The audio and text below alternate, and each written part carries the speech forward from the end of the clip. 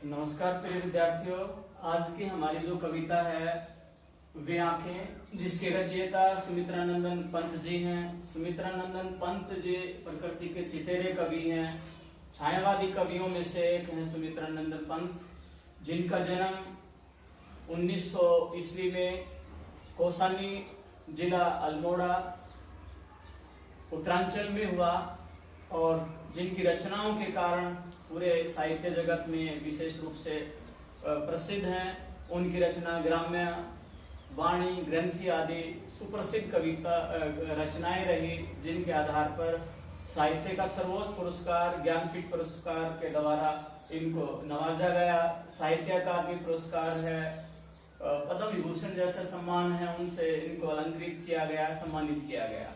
प्रिय विद्यार्थियों, आज की जो कविता है वे आंखें, वो किसान की जो दयनीय दशा है उसका मार्मिक चित्रण है। किसान, जिसको अन्नदाता कहा जाता है, वो हर पूरे समाज का भरण पोषण करने का काम करता है, लेकिन उसकी जो अवस्था है वो बहुत ही दयनीय है। किसान लाचार हो चुका है। उसकी लाचारी का यहाँ पंत जी ने अपनी कविता के माध्यम से उसका यथार्थ चित्रण किया है।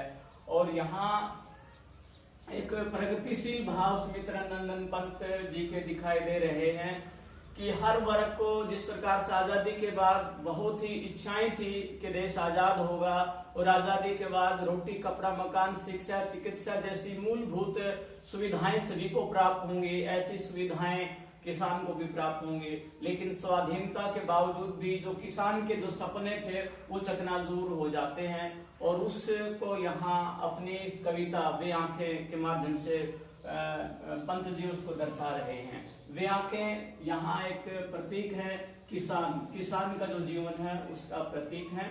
और इस कविता में कवि है वो किसान की जो यथार्थ जो जीवन शैली है उसका वर्णन करते हैं।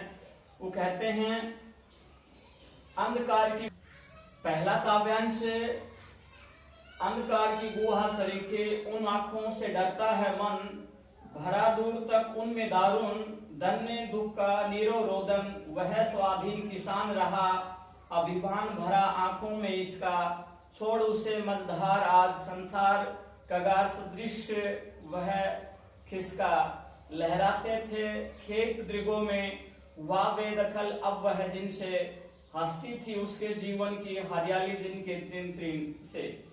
प्रस्तुत काव्यांश हमारी हिंदी की पाठ्य पुस्तक आरोह भाग 1 में संकलित कविता व्याख्याओं से ली गई है। इसके कवि जैसा कि आप जानते हैं सुमित्रानंदन पंत जी हैं। इस काव्यांश में कवि कहते हैं कि किसान है, उसकी आंखों में गुहा सरीखी, गुफा के समान घनघोर अंधेरा स्पष्ट रूप से दिखाई दे रहा है। अर्थात किसान के जीवन में रोटी, कपड़ा, मकान जैसी जो मौलिक सुविधाएं हैं वह भी नहीं है। एक दारुण्य, एक दीनता का उसमें भाव दिखाई दे रहा है उसकी आंखों में।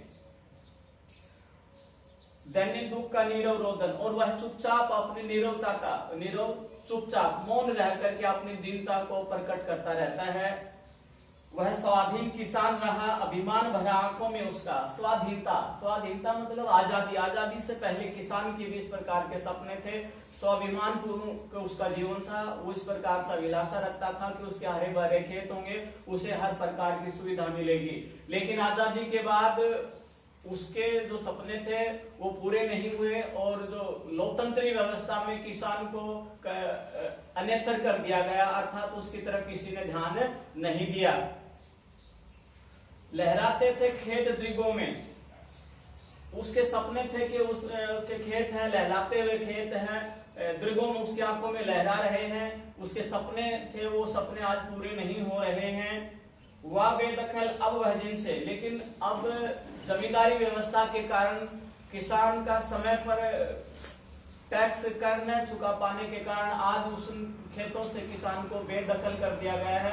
अर्थात उन खेतों के ऊपर भी आज किसान का अधिकार नहीं रहा। क्यों? क्योंकि समय पर वह जमींदार का टैक्स है, कर है, चुका नहीं पाया, इसलिए उसके जो खेत हैं उनसे उसको बेदखल कर दिया जाता है। जमींदार उसे अधिग्रहण कर लेता है।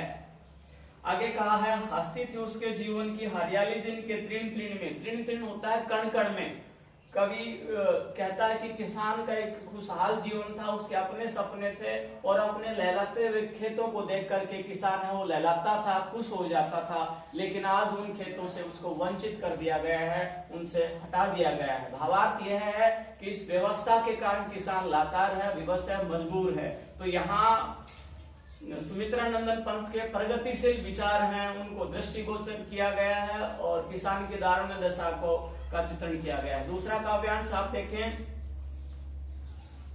आंखों में ही घुमा करता वह उसकी आंखों का तारा, कारकुनों की लाठी से जो गया जवानी में ही मारा। आंखों का तारा अर्थात बहुत बहुत प्यारा, मुहावरे का यहाँ यथार्थ स्वाभाविक प्रयोग किया गया है।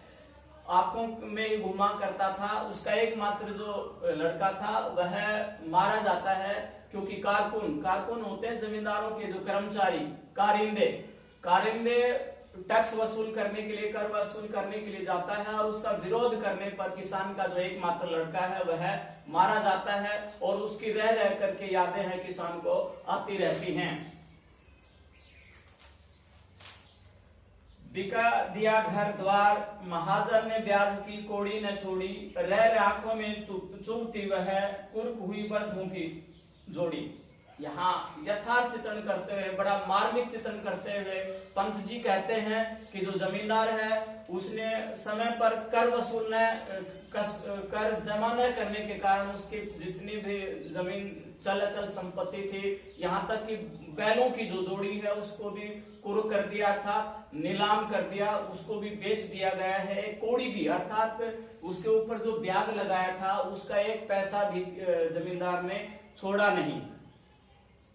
रह आंखों में चुभती थी कुरुक हुई बर्धों की जोड़ी, और रह करके यहाँ पुनरुक्ति प्रकाश अलंकार का प्रयोग किया है। बार बार रह करके बार में बैलों की जोड़ी है, किसान को याद आती है कि जमींदार उसके पास से ले जाता है। तो यहाँ मार्मिकता का चित्रण है और एक जमींदारी व्यवस्था है, उसका किस प्रकार से किसानों को दबाया जाता था, उनके ऊपर अत्याचार किया जाता था, उसको भी यहाँ पंत जी अपनी इस कविता के माध्यम से दर्शा रहे हैं।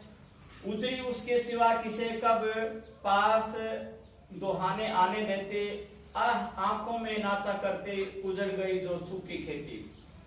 मार्मिक अवस्था है किसान की, उसका जो जवान बेटा है वो कारकुनों के द्वारा मारा जाता है, जमींदार है उसके बैलों की जोड़ी है उसको ले जाते हैं, और ये सारी बातें उसकी आंखों में गुहा सरीखी मतलब उसके दारुण्य से भरी हुई आंखों में रह कर चुभती रहती हैं।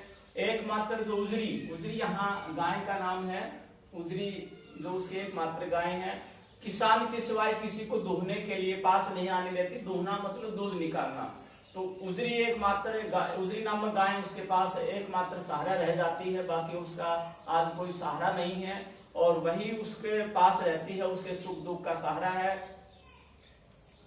अब आंखों में नाचा करती उजड़ गई जो सूखी खेती, और उसका स्वाधीनता से पहले उसका जो जीवन था, उसके जो सपने हैं बार बार उसकी आंखों में आते हैं और उनको याद करते हैं। वो दारुणता उसके दीर्घ स्पष्ट रूप से दिखाई देती है। भावार्थ यह है कि सुमित्रा नंदन पंत वे आंखों के माध्यम से किसान की यथार्थ जीवन शैली उसका चित्रण कर रहे हैं कि आज उसका पुत्र उसके पास नहीं है, उसकी जो जमीन है वो जमींदारों ने अधिग्रहण कर ली है, उसके पास किसी प्रकार का भी कोई जीने का सहारा नहीं है। आजादी के बाद ये सब होना चाहिए लेकिन ये सब उसके पास प्राप्त नहीं है।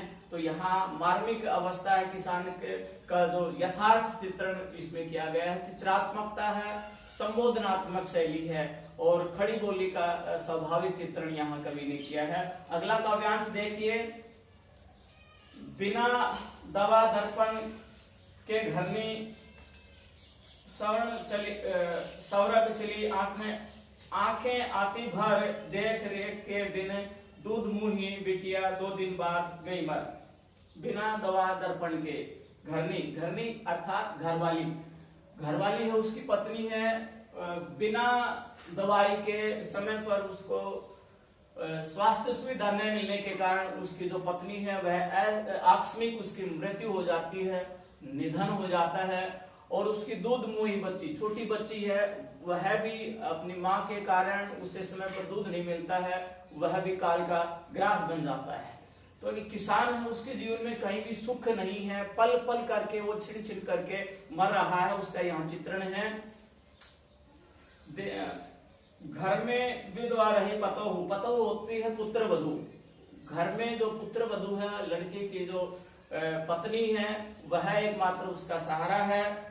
लक्ष्मी थी यद्यपि पति घातिन, उसको एक लक्ष्मी के समान माना जाता था, सौभाग्यशाली माना गया है, लेकिन उसको भी पुलिस व्यवस्था के कारण जो कोतवाल है, थानेदार है, उसे उसके पति का हत्यारा मानते हैं और उसको जबरदस्ती थाने में बुलाया जाता है। और उस अपराध बोध के कारण है वह पुत्र वधू है, वह भी काल का ग्रास हो जाती है। अर्थात अपनी आबरू इज्जत को बचाने के लिए, कोतवाल से, दरोगा से बचने के लिए, थानेदार के व्यवस्था के कारण उसका हवस का शिकार न बने, इससे बचने के लिए कुएं में छलांग लगाकर वह भी अपने जान है वो दे देती है।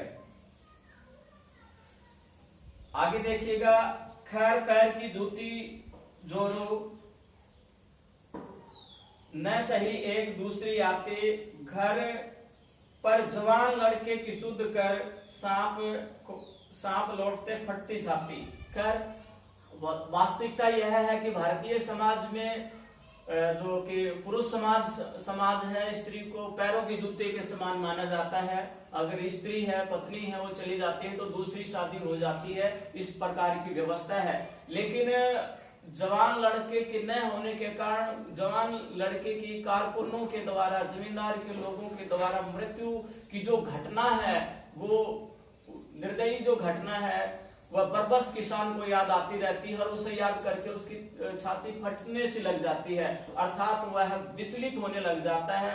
वह उसको याद करके एकदम दारुण्य से, दीनता से भर जाता है और उसकी छाती पर सांप लौटने लग जाते हैं। अर्थात इस व्यवस्था के कारण वह मौन हो जाता है, नीरव हो जाता है और अंदर ही अंदर किसान है रोने लग जाता है। आगे कहा है, पिछले सुख की समर्थी आंखों में क्षण भर एक चमक है लाते, तुरंत शून्य में गड़ गई वह चितवन, तीखी नोक सदृश बन जाती। कभी अपने पिछले दिनों के सुखों को क्षण भर अपने आंखों में लेकर आता है कि उसके पास एक अपना खेत था, अपने खेत खलियान थे, भरे पूरे हरे भरे खेत थे, उसका अपना जीवन था, बैलों की जोड़ी थी, गायें थी, बच्चे थे, घरवाली थी। आज वो सब नहीं है। वो क्षण भर के बाद में उसका जो दुख है, एक लंबा दुख का जो उनका संघर्ष रहा है, वो उनकी आंखों में एक पैनी नोक की तरह चुभने लग जाती है। आज किसान के जीवन में कुछ भी नहीं रहा है, वो अकेला रह गया है। स्वाधीनता के बाद उसको कोई पूछने वाला नहीं है, वो बेचारा है, लाचार यहाँ दिखाई दे रहा है। इस प्रकार से इस कविता के माध्यम से सुमित्रानंदन पंत ने अपने प्रगतिशील विचारों को दृष्टिपात किया है। किसान की यथार्थ जो जीवन शैली है उसका चित्रण किया गया है, संबोधनात्मक है, चित्रात्मकता है, लाक्षणिकता है। और इसमें जो मुख्य अलंकार हैं, अनुप्रास अलंकार, जैसे दारुण्य दंडे में अनुप्रास अलंकार है, वे आंखें प्रतीकात्मक है, वे आंखें का मतलब यहाँ किसान की आंखें, और सरीखी में उपमा अलंकार है, रूपक अलंकार है, आदि इन अलंकारों का प्रयोग किया गया है। और इसका जो मूल भाव सामने निकल के आ रहा है, मूल भाव स्वाधीनता उपरांत भी अन्नदाता किसान की दयनीय दशा का मार्मिक चित्रण करना, किसान के लाचार जीवन की ओर सबका ध्यान आकर्षित करके उसके जीवन को मौलिक सुविधाओं से परिपूर्ण करना है, ये कवि का उद्देश्य है। इस तो वे आंखें कविता है, किसान की जो मार्मिक जीवन है, दयनीय जीवन है, उसका यथार्थ चित्रण है। इसके माध्यम से कवि का भाव यही है कि स्वाधीनता के बाद लोकतंत्रीय व्यवस्था में किसान को खुशहाल होना चाहिए था, उसको मौलिक सुविधाएं होनी चाहिए थी, लेकिन वो चीजें उसके पास नहीं है, वो सुविधाएं उसके पास नहीं है।